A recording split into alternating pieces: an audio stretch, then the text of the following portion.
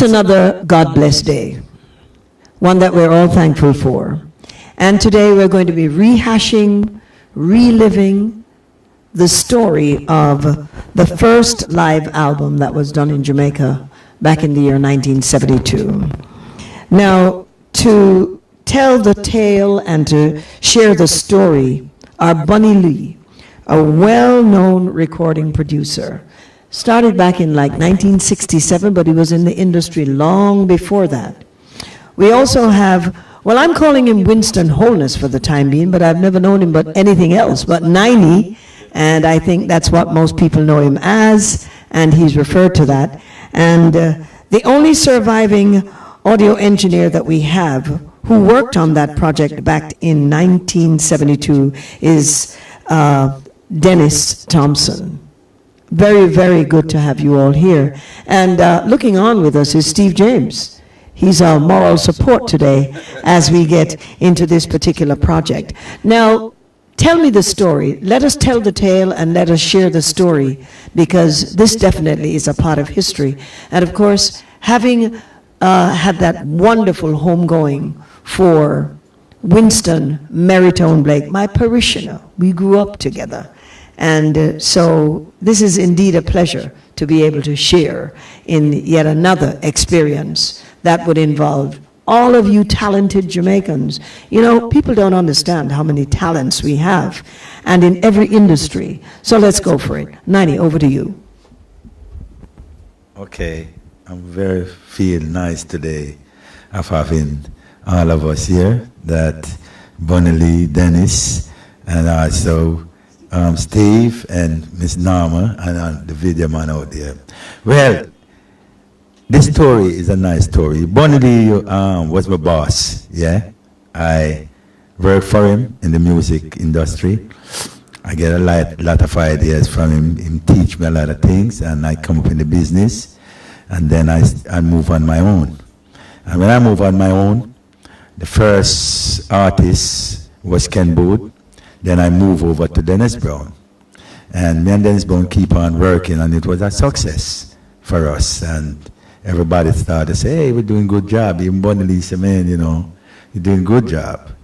And I'm out there.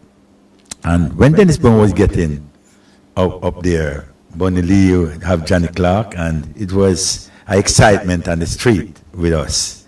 And then I decided now that, you know, I'm going to move away.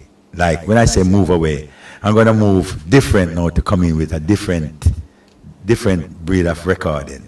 So a live coming up in my brain, because I was thinking one day and say, hey, no live album never do in Jamaica. And also I sit there and I say to Dennis one day, I said, Dennis, I want to do live album. And he said, Skipper, we ever do that? And so I decided to say, well, you know, we must find some way to do it. So when it come up, I decided that I'm going to ask Merritone, because live at the turntable, I said I'm going to do something live at the turntable.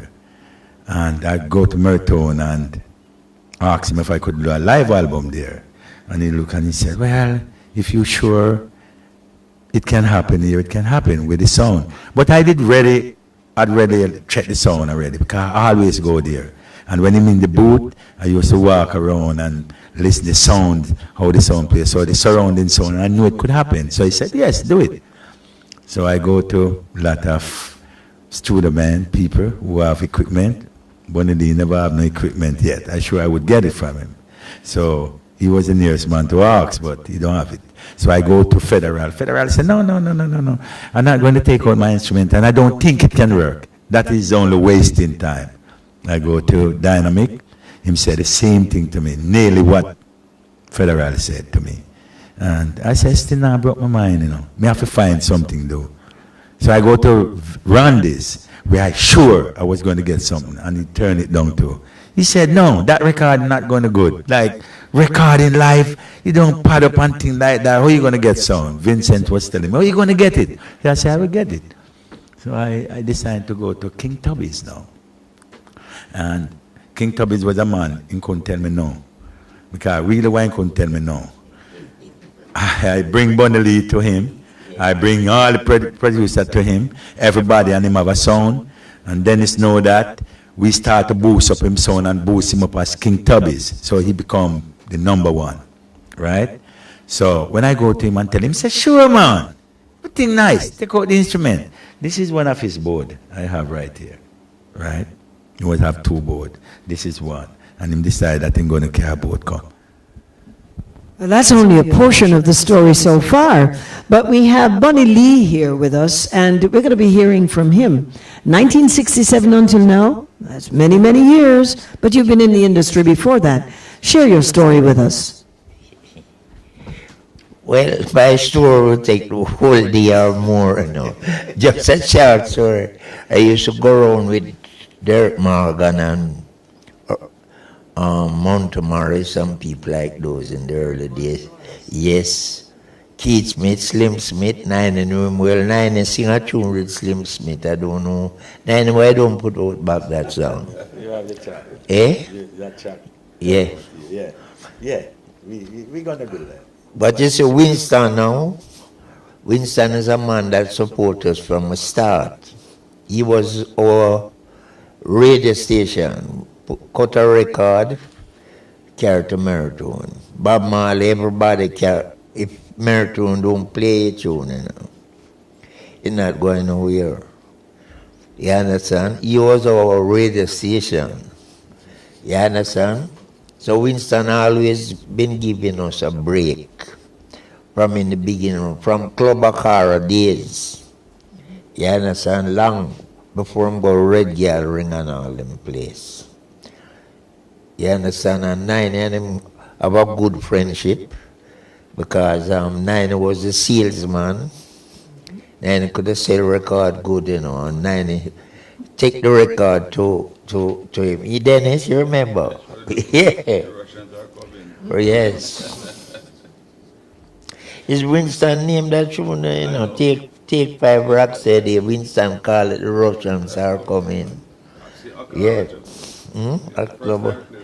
Okara. Yeah. This is Bunny Lee that we're talking to, but we have the only surviving, then he was a recording producer, but now we've gone what? Audio, right?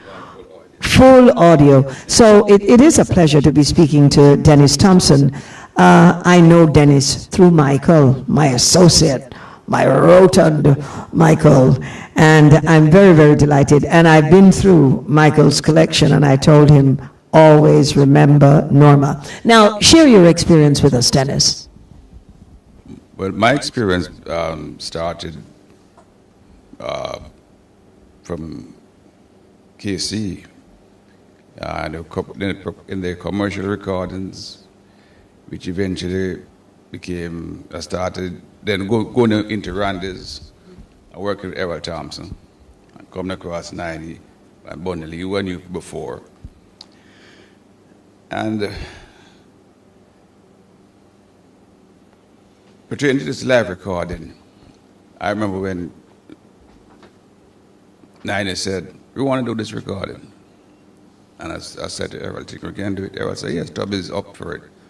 So we got together, lifted the machines out of the truck, took them up the stairs, got them into the club. So we're going to do for speakers. I said, well, let's headphones. And listen on a band and headphones in a club. It was hectic, but we made it work. Strenuous. Yes, but you know, it was a good experience. Now, of the persons who worked on it at that time, those persons no longer with us. Name them. Osborne, King Tubby, Robert Ruddock, and Errol Thompson, and myself. Sad to say, but they were the best in the business. You had a very engaging time with them. Now, the title of the album, this must be a prized possession. I don't think that you would have too many copies of it. Is that so? Trojan is the one that put this out first, right, Bunny? And it come where Chris at VP say, not Chris, the one named another guy that look after it, named Olivia, say him like it, and he talked Chris into it. So they put it out, and it's on the one copy I get. I mean, I don't know what's happening, but the one copy I get, you know. Yeah, I never get much copy, but as you can see here, right? Yes. Yes. Youth and Dennis Brown, their masterful performance there, too, you know. And the crowds went wild. Wild. The crowds went wild. Yeah. And you witnessed it. Dennis, let me hear your experience as well. Well, it was actually mind blowing. You know, it was emotion filled. You know, the place, the amount of dynamics and the tension. It was just remarkable.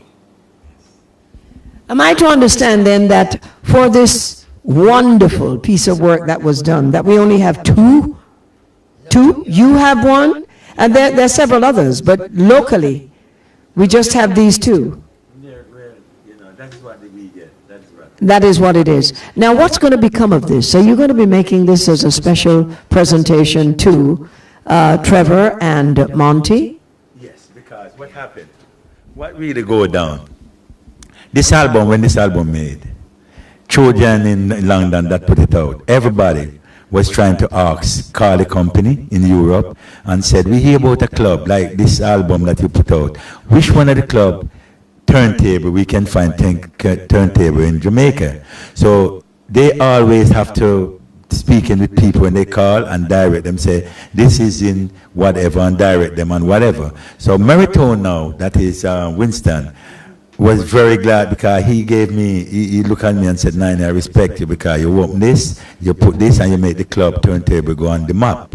Because people calling me from Germany, Australia, all about over the world about my club. So when they come, they always come straight to Turntable, and they said, this album is what bring them in Jamaica to it.